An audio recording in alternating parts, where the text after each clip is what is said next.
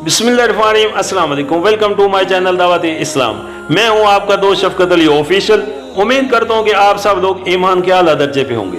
सूरतुल निसा की आयत नंबर 99 का तर्जमा, वो तो ये चाहते हैं कि जिस तरह वो खुद काफिर हैं उसी तरह तुम भी काफिर हो जाओ, ताकि तुम और वो सब यकसा हो जाएं। लिहाजा इनमें से किसी को अपना दोस्त ना बनाओ जब तक कि वो अल्लाह की राह में हिजरत करके ना आए, और अगर वो हिजरत से बाज रहें तो जहां पाओ उन्हें पकड़ो और कत्ल करो, और उनमें से किसी को अपना दोस्त और मददगार ना बनाओ।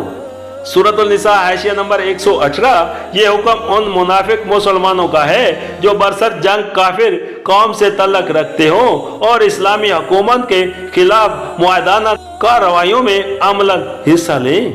सूरतुल निसा की आयत नंबर 90 का तर्जमा, अलबत्ता वो मुनाफिक इस हुक्म से मुतनस्ना है जो किसी ऐसी कौम से जा मिले जिसके साथ तुम्हारा मुआहदा है।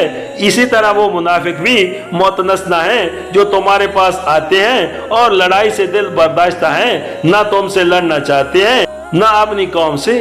अल्लाह चाहता तो उनको तुम पर मुसल्लत कर देता और वो भी तुमसे लड़ते। लिहाजा अगर वो तुमसे किनारा कश हो जाएं और लड़ने से बाज रहें और तुम्हारी तरफ सुलह आस्ती का हाथ बढ़ाएं, तो अल्लाह ने तुम्हारे लिए उन पर दस्त दराजी की कोई सबील नहीं रखी है। सूरतुल निसा हाशिया नंबर 119।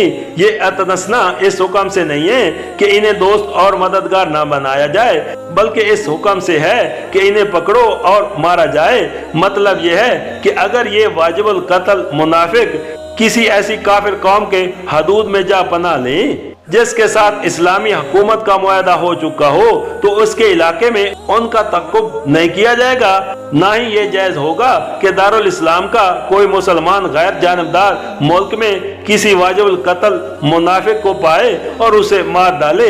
इतराम दारुल असल मुनाफिक के खून का नहीं बल्कि मुआहदे का है। सूरतुल निसा की आयत नंबर 91 का तर्जमा, एक और किस्म के मुनाफिक तुम्हें ऐसे मिलेंगे जो चाहते हैं कि तुमसे भी अमन में रहें और अपनी कौम से भी, मगर जब कभी फितने का मौका पाएंगे उसमें कूद पड़ेंगे।